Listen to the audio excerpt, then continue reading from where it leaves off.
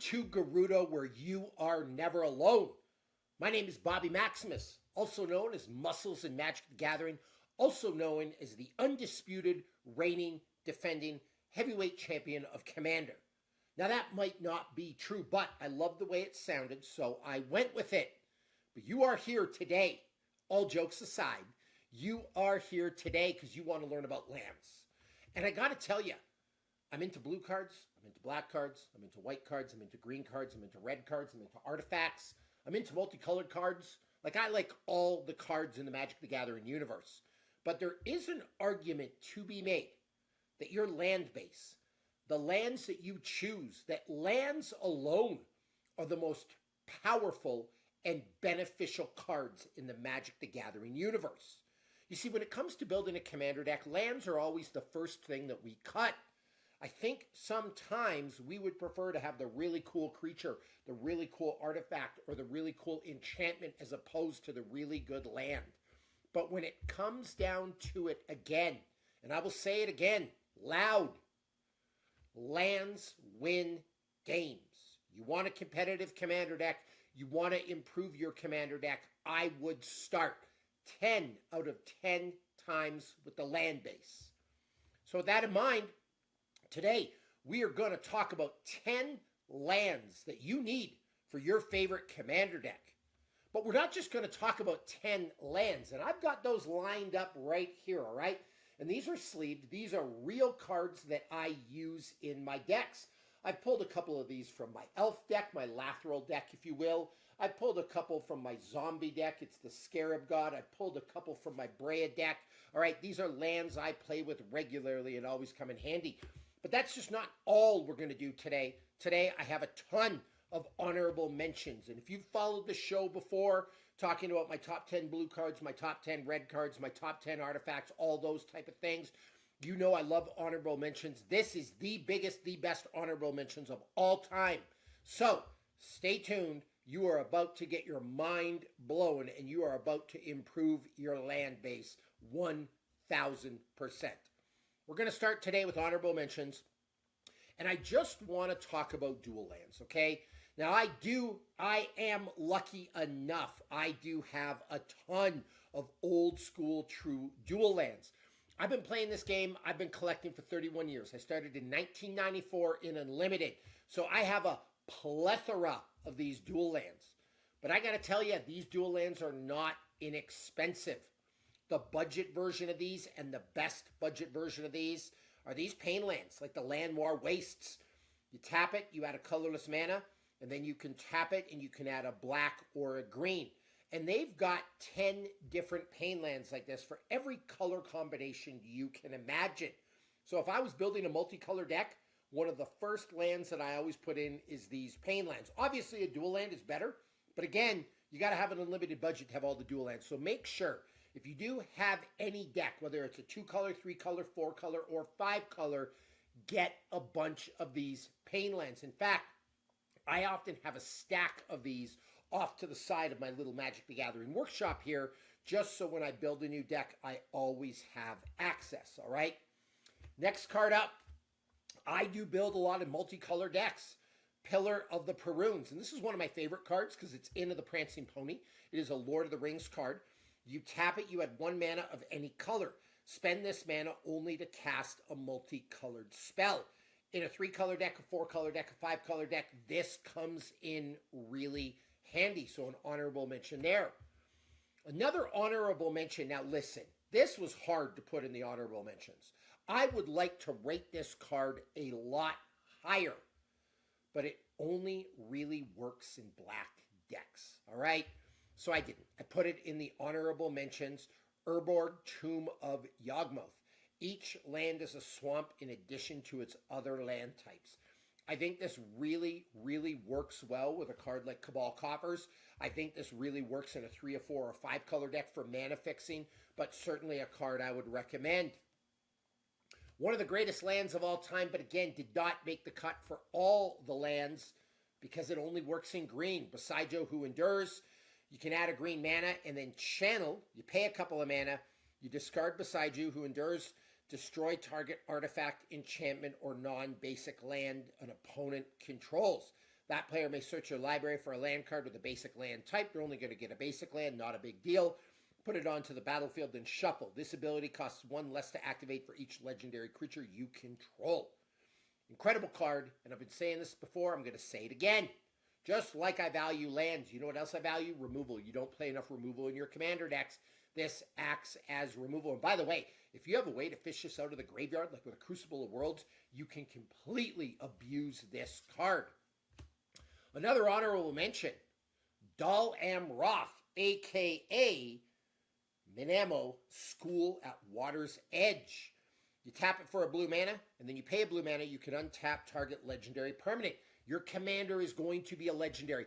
Guaranteed you're going to have a bunch of legendary creatures in your deck. This is a super powerful land. One of the most powerful lands of all time in a kinfolk tribal type deck, the Cavern of Souls. You have an elf deck, you got to have this in there. You have a goblin deck, you got to have this in here. You have a dragon deck, you got to have this in there. You can add a colorless mana, or you can add a mana of any color. You spend this mana only to cast a creature spell of the chosen type, but that spell cannot be countered. Making your spells uncounterable is massive in Commander. Get yourself the Cavern of Souls. Balrath's Stronghold. Add 1 colorless mana to your mana pool, and then if you pay colorless and a black mana, put target creature card from your graveyard on top of your library. Insanely powerful card. Again, you can only use it in black, so it made the honorable mentions. Cabal Coffers. If you have a mono black deck, you need this. If you have a 2-color deck, you need this. You're going to get a lot of mana from it. And if you pair it with Urborg, like I said, it goes absolutely bonkers. Whenever I have an Urborg in a deck, I will also have a Cabal Coffers, but it is a great way to mana ramp. Now, we have 2 cards left. Honorable mentions. 1 because it's banned, 1 because it is just, I mean, it's out of people's budget, and it's arguably the greatest land of all time. Gaia's Cradle and Tolarian Academy. Tolarian Academy is banned, obviously. Add a blue mana to your mana pool for each artifact you control. I think it should be unbanned. If Gaia's Cradle is legal, I think Tolarian Academy should be legal, but it's not. Okay, it wasn't my choice. And then we have Gaia's Cradle. This thing is not cheap. I think they go for around $1,000 now. But add a green mana to your mana pool for each creature you control. It is absolutely bonkers. Again, these can only be used in a green and a blue deck. They are great lands. They made the honorable mention. By the way, what kind of multiverse, what kind of timeline, what kind of alternate reality are we living in when a Gaia's Cradle and a Tolarian Academy only made the honorable mentions? Like, that's wild to me, but here we are. This is how Bobby Maximus does Magic the Gathering. So now for the 10 cards that I want to talk about. Make sure you write these down because I promise you, you're going to want to get a bunch of these for your deck. The first one up, Karn's Bastion. Add a colorless mana. It doesn't come in tapped, so you have access to that mana right away. And I don't talk about that enough. If a land comes in tapped, you essentially lose a turn. I want all my mana, if possible, to come in untapped. It's why I love those pain lands so much. I'm willing to pay a life for that every single time. But it comes in untapped, you add a colorless mana, and then proliferate. Choose any number of permanents and or players, then give each another counter of each kind already there. I'm going to read that again. I think I butchered that a little bit. Choose any number of permanents and or players, then give each another counter of each kind already there. Proliferate's massive. We got poison counters. We got flood counters. You're probably playing with planeswalkers. We got counters on them. We have 1/1 counters which go off. Karn's Bastion is one of the most super usable proliferate cards of all time. And even if you don't use a proliferate feature, it's still going to add a colorless mana without being tapped. So that is one of the cards I absolutely love.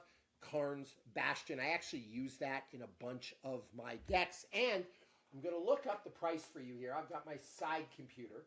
It goes for, and I don't care whether you use TCG, you use Card Kingdom, like whatever you want, but right now you can get this land for $2.99. It's an absolute steal. It's an absolute budget. Next one up, Command Beacon. Again, it comes in untapped. You can add a colorless mana and then sacrifice Command Beacon. Put your commander into your hand for the command zone. This is absolutely massive to get away from paying commander tax. Listen, you work real hard to bring your commander out, and if you have one of these commanders with a bigger casting cost, sometimes if you can't keep that thing on the board, that commander tax becomes absolutely crushing. So it's a way to avoid commander tax. And again, it's not an expensive land. If I look up Command Beacon right now, you can get a Command Beacon for under $10.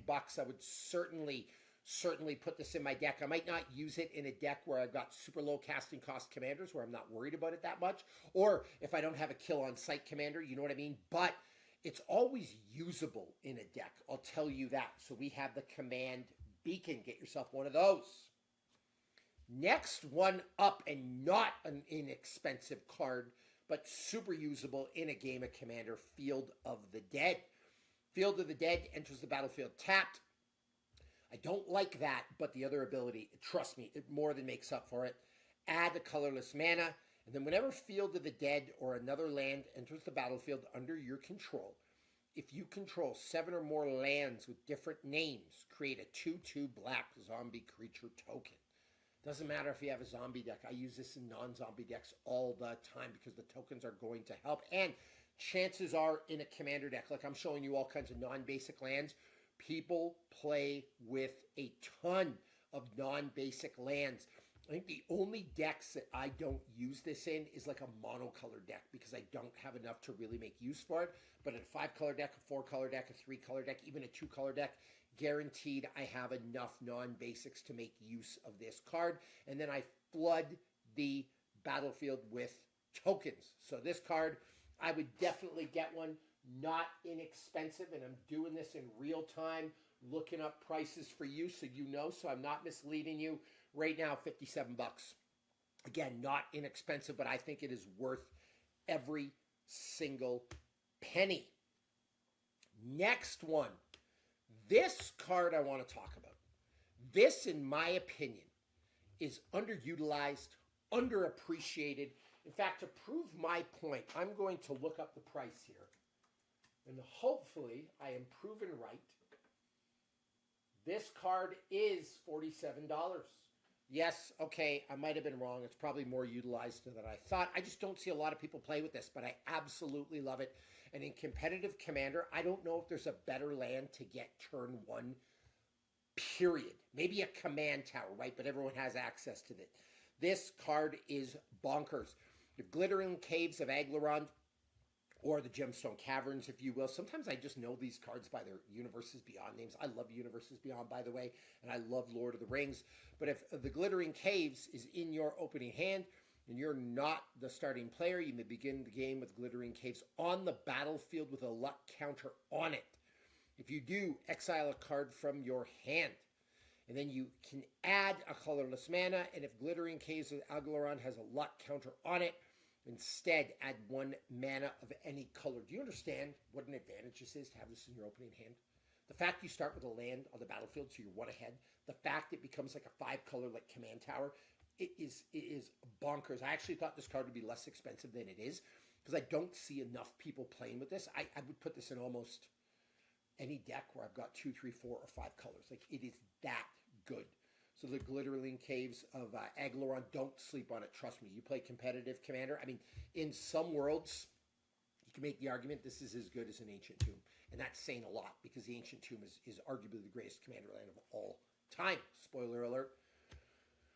The Maze of Ith, another card that I think is absolutely fabulous. And the Maze of Ith, let's look that up. I don't think that one's that expensive, but the prices change all the time, so I'm giving you real-time information. You can get one of these for $9. All right? Untap target attacking creature. Prevent all combat damage that would be dealt to and dealt by that creature this turn. This takes somebody's big creature off the board. This is defense. The only thing this land is missing is I can't use it for mana. If I could tap this for mana, this land would be absolutely bonkers because it takes up a mana spot in your deck. But almost every single deck I have, I've got a Maze of Ith in it. Why? Because it is super usable. And again, it takes somebody's big, bad, overly destructive creature, their flyer that you can't block. Like, it essentially takes it right off the board. So the Maze of Ith is just a bonkers card, okay? Next, and now we're getting into the big lands, all right? We've got the Urza's Cave. Urza's Cave came out in Modern Horizons 3. This one is not that expensive.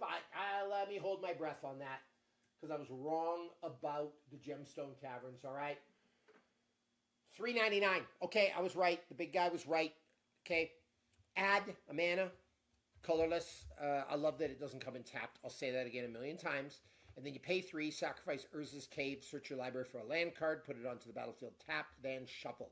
I always say, if you've seen some of my other series, like Muscles and Magic the Gathering on YouTube, I always talk about the 3 most important parts of having a competitive commander deck. Tutoring, card draw, and mana ramp, right? This acts as a tutor. And look at all the lands you can get. Like, we talked about this. But it doesn't just get a basic land. You can get that. You can get that. You can get that. You can get that. I suppose you can't get the Tolarian Academy because it's banned. Volrath's Stronghold. You can get a Cavern of Souls. You can get a Minamo. You can get a Beside You. You can get an Urborg. You can get a Cabal Coffers. You can get the Pillar of the Prunes. Like, you can go fish out and get whatever land you want. So Urza's Cave, like, the fact that you don't take up a mana spot and you get a land tutor, people don't utilize land tutors enough. Like crop rotation, right? They need to be utilized more. Some of these lands can absolutely, if someone plays a Gaia's Cradle on you, it is terrifying what is about to happen. The land tutors are 1,000,000% underrated, like genuinely. So get yourself a bunch of Urza's Caves. Trust me, it will never, ever, ever, ever, ever do badly for you. I actually, right when I'm done this video, I'm going to go online and order about 20 of these because I need to stock up my decks. As I talk through this, I realize I don't have enough of them, okay? Now, we know lands are powerful. You know what else is powerful? Land destruction. The Wasteland. Now, this is a great card because it comes in untapped. Again, access to mana right away. Don't sleep on this. In a game of Commander, the late game now is turn 7, turn 8. You can't afford to have a turn without mana. You need it, all right? But if you tap this, you can sacrifice the Wasteland, the Valley of Gorgoroth, as it's called here in the Universes Beyond, and destroy a target non-basic land. So all the lands I just showed off, you can go destroy those lands. Absolutely necessary in a deck. I would have a Wasteland in every deck if I could. I don't own enough of them, but I own a bunch. All right? Inventor's Fair. Oh, and one thing about this video. You know I'm not lying about these lands because these are lands that I use in my decks. Like, look, I've got my Galadriel deck here. I have my zombie deck here. I actually pulled these making from the video. I don't use graphics on the screen. Like, I use real cards. I feel like I'm the most real Magic the Gathering creator out there for this, but I use real cards. These are cards I actually play with. I'm not just giving you fun ideas because I needed to make more content. Look, these are in some of my A decks, all right? The Avengers Fair. This is a secret layer version of it from the Avengers. At the beginning of your upkeep, if you control 3 or more artifacts, you gain a life. You're going to have 3 or more artifacts. Like, just even think about, and look at this. I got a stack of extra cards up here. I always do, but I make sure, you know, I talked about those pain lands. Another card, type of card I always play with. I always play with these talismans. And look at this. Look at this. Look at all these talismans of dominance right here. I live what I preach. I love the talismans. I like the pain lands, but you will probably have these in your deck. You will have a soul ring. You will have an arcane signet. You will have a 1 ring. You'll have a bunch of artifacts in your deck. So Inventor's Fair is always going to be, I'm trying to think, have I ever seen a deck without an artifact? And maybe back in 1995. I mean, maybe back in 2003, but not now. Not now. Everybody's got artifacts. At the beginning of your upkeep, if you control 3 or more artifacts, you gain 1 life. You can add a colorless mana. It doesn't come in tapped, which is awesome. And then you pay 4. Sacrifice Inventor's Fair. Search your library for an artifact card. Reveal it. Put it into your hand. Then shuffle. Activate only if you control 3 or more artifacts. So it acts as an artifact tutor. And again, tutors, I cannot stress this enough. It's stressing me out talking about it, actually. See what I did there? Tutors are so important in a game of Magic the Gathering. You got to have tutors, okay? Next, Urza's Saga. By the way, I did not get you the price of the Inventor's Fair, but I will get it right now. $17.99. And actually, I remember when that came out in Kaladesh. That was the first set I started collecting with my son, who's now 16. He started when he was 5. Loved the Inventor's Fair. Collected a bunch of them. Use it in every deck that I can. Next, Urza's Saga. Now, if Urza's Saga is number 2, you know what number 1 is. We spoiled that, all right? But this is a saga. As it comes in, Urza's Saga gains, you add a mana of any color. Not any color. If that was the case, this card would be, I don't even know what I'm saying. I'm dreaming right now. Maybe I subconsciously want Wizards to make a card like this. It does it for any color. But you add a colorless mana. Number 2, Urza's Saga gains. Create a 0/0 colorless construct artifact creature token with this creature gets +1/+1 for each artifact you control. So kind of like Urza, Lord High Artificer's ability. Bonkers, right? Love this especially because a lot of decks are going to have a lot of artifacts. You will never regret having that on the battlefield, that token. And then number 3, search your library for an artifact card with mana cost 0 or 1. Put it onto the battlefield, then shuffle. There are so many insane artifacts with a 0 casting cost. A lot of them are expensive, but they are great. Chrome Mox, Mox Opal, Mox Diamond, Lion's Eye Diamond. There's a bunch of them. This card is bonkers because it acts as an artifact tutor.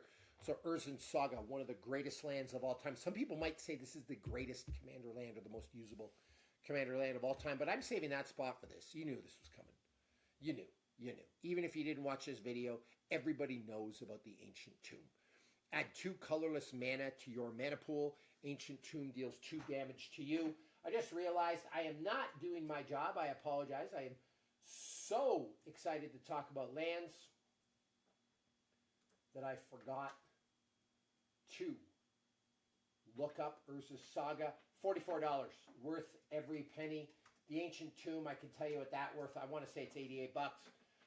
You can get versions of it. Oh, no, it's went up on price, all right? $107.94 for the new Edge of Eternity's printing. But this card, this is the most expensive one we're featuring today, apart from the honorable mentions. But Ancient Tomb, absolutely bonkers. Add 2 colorless mana to your mana pool. Ancient Tomb deals 2 damage to you. Now, some people are scared away from this card because of the 2 damage. I want you to understand something. In a game of Commander, 40 life is almost excessive.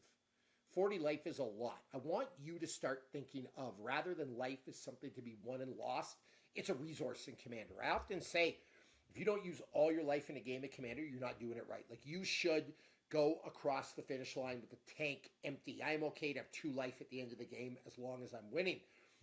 So the ability to mana ramp this fast for only 2 life, it's absolutely worth it. And you're not going to lose 2 life a turn. You might only use this 2, 3, 4, 5. Even if you used it 6 turns, it's only 12 life. Game's going to be over in a couple of turns anyway. You are more than fine. So our grand champion of lands today, the Ancient Tomb. All right? So let's do a quick review because I know you want to write these down. You want to see them again.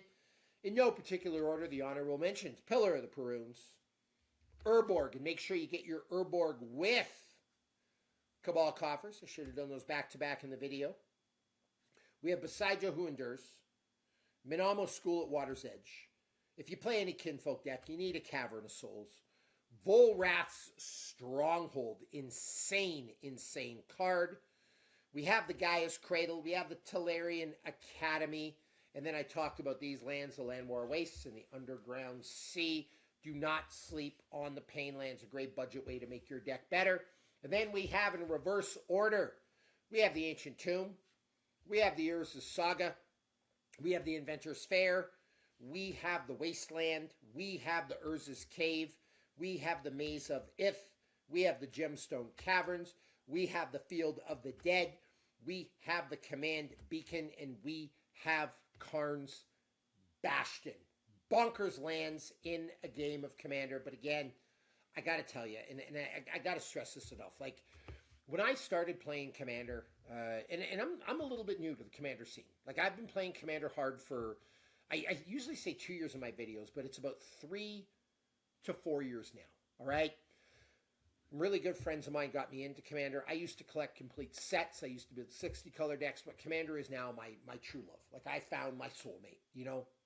And when I started in Commander, I was seduced by the dark side. I got into, if you will, just big splashy cards, big casting cost cards, big creatures, exciting cards like the Meat Hook Massacre. Love the Meat Hook Massacre, by the way.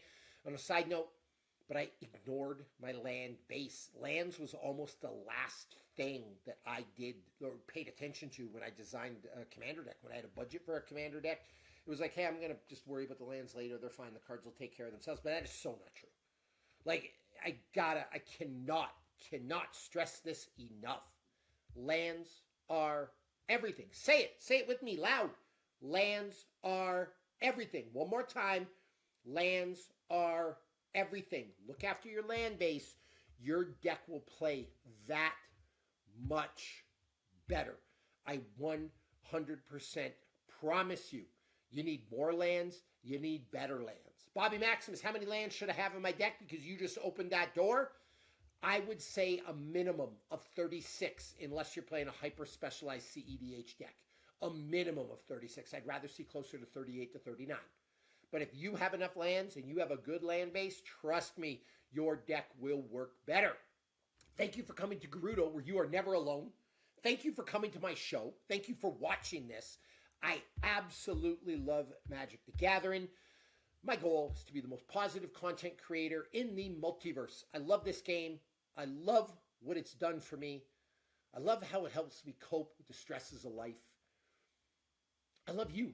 I love interacting with people like you. So thank you for allowing me to do my thing, and I'll see you for the next episode.